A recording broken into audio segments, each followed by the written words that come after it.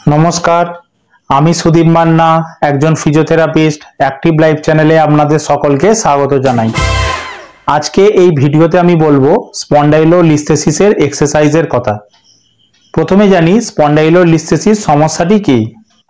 Spondylolisthesis সাধারণত কোমরের ভার্টিব্রার মধ্যে লক্ষ্য করা যায়, যেখানে L4, L5 ও L5S1 ভার্টিব্রা একে অপরের ওপর সামনে ও পিছনের দিকে স্লিপ হয়ে যায়।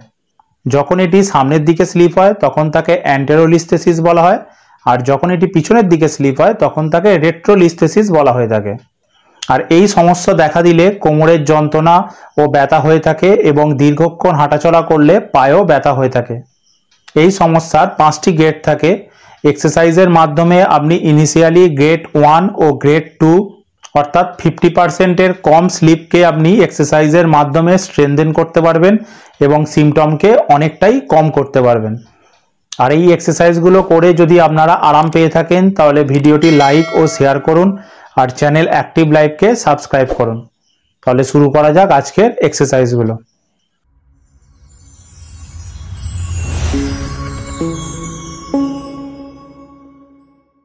লিস্থেসিসের সমস্যায় আমাদের স্পাইনের স্টেবিলিটি ভালো থাকে না, কারণ ভার্টিব্রা আগে থেকেই সরে থাকে, তাই স্পাইন স্টেবল থাকে না। এই সমস্যায় আমরা স্পাইনের কোনো মুভমেন্ট করব না কোনো এক্সারসাইজেই।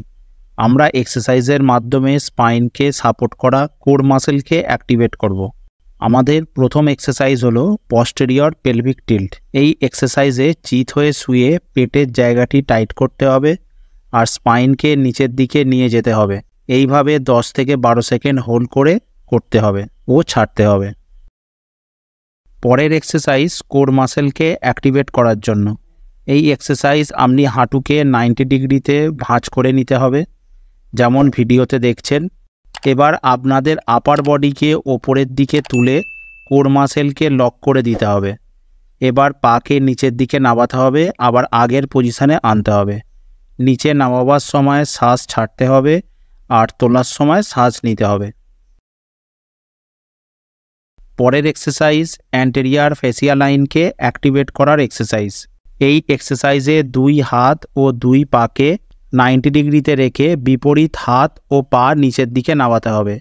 এই এক্সারসাইজে কোর মাসেল অ্যাক্টিভেট হওয়ার সাথে সাথে ফ্যাসিয়া লাইনও অ্যাক্টিভেট হয়ে থাকে। এই এক্সারসাইজে হাত ও পা নামানোর সময় শ্বাস ত্যাগ করতে হবে ও তোলার সময় শ্বাস নিতে হবে।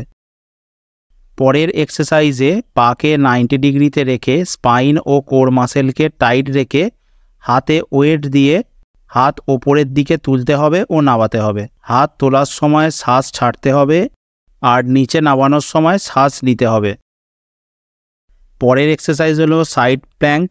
এই এক্সারসাইজ হাঁটু মুড়ে কনুইয়ের ওপর চাপ দিয়ে কোমরের অংশটি ওপরের দিকে তুলতে হবে। পরের এক্সারসাইজ করার জন্য যেমন দেখছেন ঘাড় উপরের দিকে তুলে 8 থেকে 10 সেকেন্ড হোল্ড করে ধরতে হবে ও ছাড়তে হবে। এই সব এক্সারসাইজ আপনি গ্রেড 1 ও গ্রেড 2 কন্ডিশনে করতে পারেন। যদি গ্রেড 3তে হয় তাহলে ফিজিওথেরাপিস্টের গাইডলাইন ছাড়া এক্সারসাইজ করবেন না। যদি সব এক্সারসাইজ করতে সমস্যা হয় তাহলে যেটি আপনাদের সহজ লাগবে সেগুলি করতে পারেন। ধীরে ধীরে যখন স্ট্রেংথ বাড়বে তখন বাকি এক্সারসাইজ করবেন। যদি কোনো এক্সারসাইজ করে ব্যথা বাড়ে তাহলে সেই এক্সারসাইজ করবেন না। ভিডিওটি যদি ভালো লেগে থাকে তাহলে লাইক ও শেয়ার করুন আর আপনাদেরই চ্যানেল অ্যাক্টিভ লাইফকে সাবস্ক্রাইব করুন। তাহলে দেখা হচ্ছে পরের ভিডিওয়। সুস্থ থাকবেন, ভালো থাকবেন। নমস্কার।